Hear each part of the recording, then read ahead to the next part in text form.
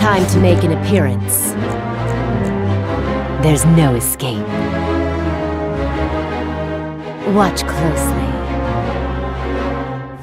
What a treat. Right where I want them. Hey guys, welcome back. We are playing Leblanc today. AP Assassin, super fun to play, but also very hard to master. For the abilities, her passive, when you are taken to low HP, then this clone will appear after you go invisible for 1 second, that you can control with the Alt key. It does not deal any damage, and it does not sound like a lot, but if you use it properly, then it can actually end up saving you a lot of times. Your W is the main damaging and wave clearing ability that you have. When you use it, then you dash forward and deal damage in an AoE, and then if you recast it, then you're going to appear at your initial spot. So since Leblanc is an assassin, you want to play aggressive already from level 1. So when you go for trades, get one auto tag in, W in, get another auto tag in, W out. That's going to deal a lot of damage because it will also proc electrocute. When you have Q at level 2, so that's a single target damaging ability, and when you use it on an opponent, it's going to deal damage, and then it will also apply a mark on them, and you can proc that mark with any of your other abilities, and when you do so, it's going to deal even more damage. So you Q, and then W in, and then one auto attack, and then get out. That's an easy electrocute proc, and that also deals a lot of damage. Leblanc is an assassin. You want to play really aggressive in the laning phase, guys. Super important because it's a champion that wants to snowball. If she snowballs and gets items, then you're just gonna one-shot everyone. The E is the chains. So it's going to, you hit people with a skill shot, and after short delay, that chain is going to root people. And what a lot of people don't know for some reason is the fact that the chains give you true sight. Like if Akali is in a W shroud and you hit her with the chains, then she's going to be revealed. So she's a really good counter pick to those champions that rely on invisibility, you know, like Kali, Talon, and so on. So I got the kill here, so of course we're getting a couple items. Dark Seal, great on assassins because you want to snowball, so that's the perfect purchase on your first recall. Also getting that Am Tome for some more damage. You can also get boots. If you're playing in a heavy skill shot matchup, then boots early on is also really good. So the E is a skill shot, can be pretty difficult to land. But the thing is, guys, if you're in melee range and you hit somebody with the chains and they try to flash out, they will still be within range. So they still end up getting rooted. So the range of this ability is actually pretty insane. It can get body blocked though, so you want to make sure that there are no minions in between you and the enemy champion when you use it. So try to like hit them from the sides, don't stand in the minion way, but try to like clear it out and stand on the side, so it's like easier for you to like get damage off. This is the basic trading combo that you do on Leblanc, the QW, auto attack, and then get out. So already from level 3 and onwards, Leblanc becomes pretty good at setting up ganks because she has that CC on her E. You can call for your jungler. It is a root though, it is not a stun, meaning that people can still trade back. When they get rooted, they can still use their abilities, they will just not be able to flash out.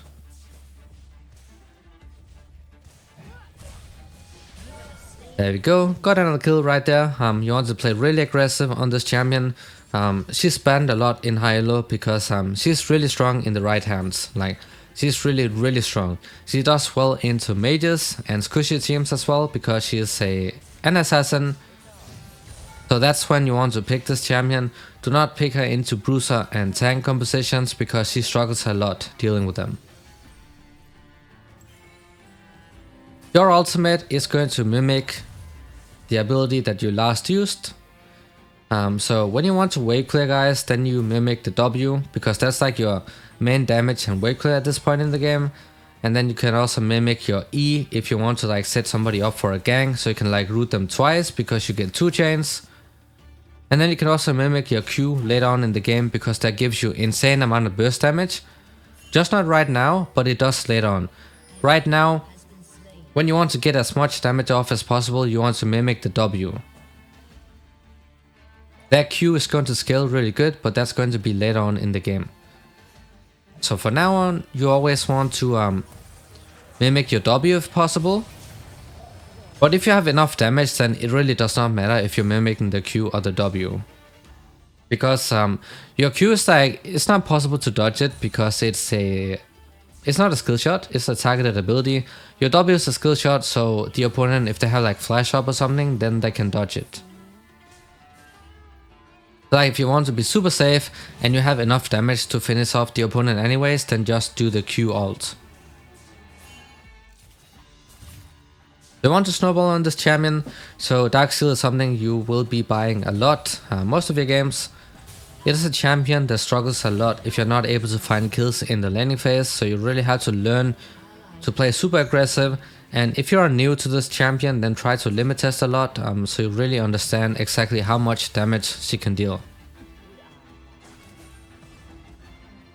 If you want to roam and such, guys, if you're not able to find kills in the mid lane, then you want to mimic your W. So you press W and then Alt on the minion wave, and that should be enough to clear it out.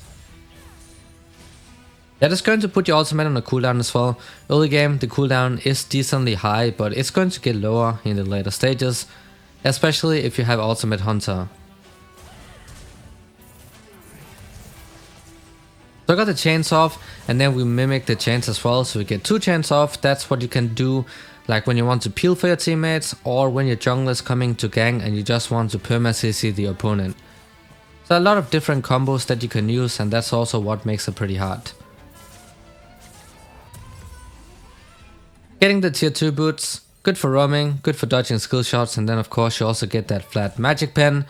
So very good in the early game, especially against the carries in the mid lane like a Corki, because it's very rare that they actually get some MR items, so this item is going to be even stronger in the early game.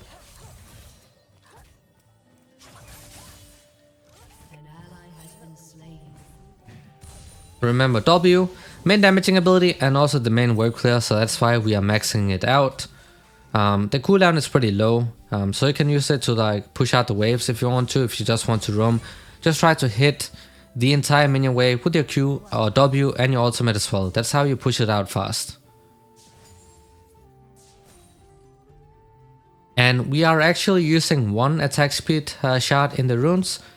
That's to make it a lot easier to like farm and trade as well, because that 1 auto attack shard really makes such a big difference. It makes it so much easier to like weave in auto attacks and also last hit minions. So that's something you can do, that you have to do on Leblanc, but you can also do it on most mages.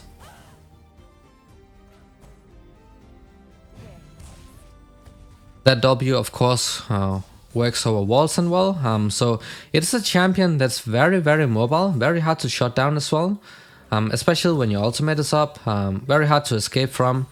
So it's a champion with super high playmaking potential. If you watch pro play, then you can see that pro players really like to play this champion a lot. Constantly play aggressive the entire laning phase. That's what you want to do already from level 1. Play as aggressive as possible, try to proc that electrocute off cooldown, so get as much damage off as possible. And if you manage to trade well, like level 1 and 2, then you can start looking for the kills as soon as you get the chains, level 3 and onwards. For a moment, I thought I'd broken a sweat. Zone the opponent away if they try to play safe, guys. They stay far back and try to farm from a distance. Zone them away so they don't get the XP, and maybe they're going to lose the minions as well. So you end up putting them further behind even though they are playing it safe. Keep them away from the minion wave. Now Corki is like a super safe pick, of course. He does really well into Leblanc, because if you plays him well, then he can just stay back and farm with the rockets. So he never has to overextend.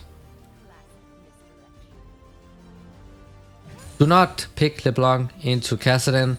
That's a big counter pick. And then we also have something like a Galio, who does well into those AP champions. Avoid picking Leblanc into that. And then of course also bruisers, they're also pretty hard to deal with. Otherwise, she does really well into other assassins, the mostly skilled matchups. And she also does well into mages, so that's why you want to pick Leblanc. And of course, even better if it's a squishy team, because then you just one-shot people on cooldown. In the mid game, as soon as you have like the mythic item, your boots, and then one more item, that's why you start blowing people up. Play for the tower plates and just keep pushing. It's a champion that's very hard to get like high CS numbers on, because like she does not have the best wave clear without her ultimate up. So if you want really good wave clear, then you have to use the ultimate.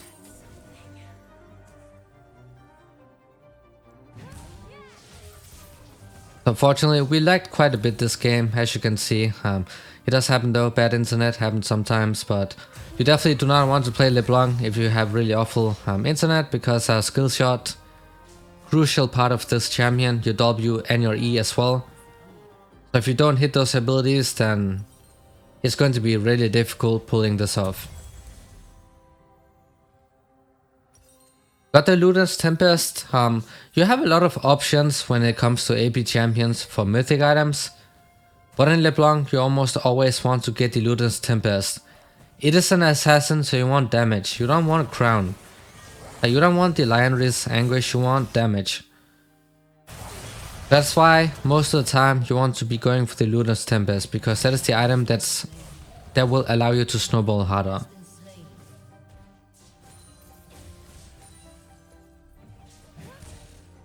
Use that W, you can also use the abilities to last it with. Since we also have the double buffs, then we don't have to worry about the mana either.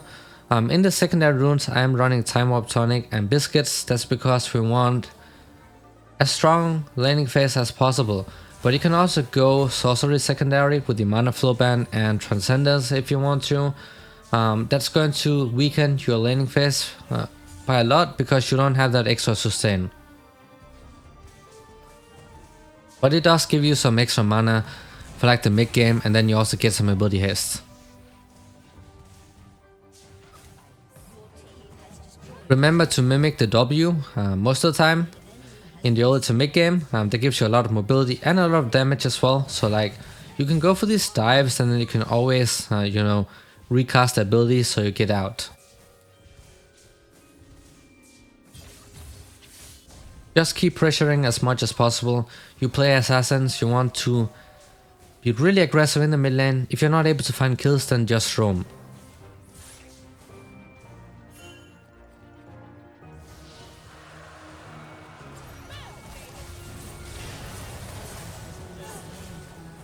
Do be careful, because your W, it's a dash. So like if they have something that they can cancel out dashes with, like other CC abilities like the bias Q, if she hits you while you're dashing with that W, then it is going to cancel out the dash as well as the damage, so it will not go off. So keep that in mind as well, and don't just randomly use it. In that case, if they do have some kind of CC ability to cancel it out with, what you want to do is that you start off with the E. Like you start the combo off with the chains, and then once they get rooted, that's when you use the Q and W. Because when they're rooted, they can still use abilities, but they will not be able to use movement abilities, and they will also not be able to flash away.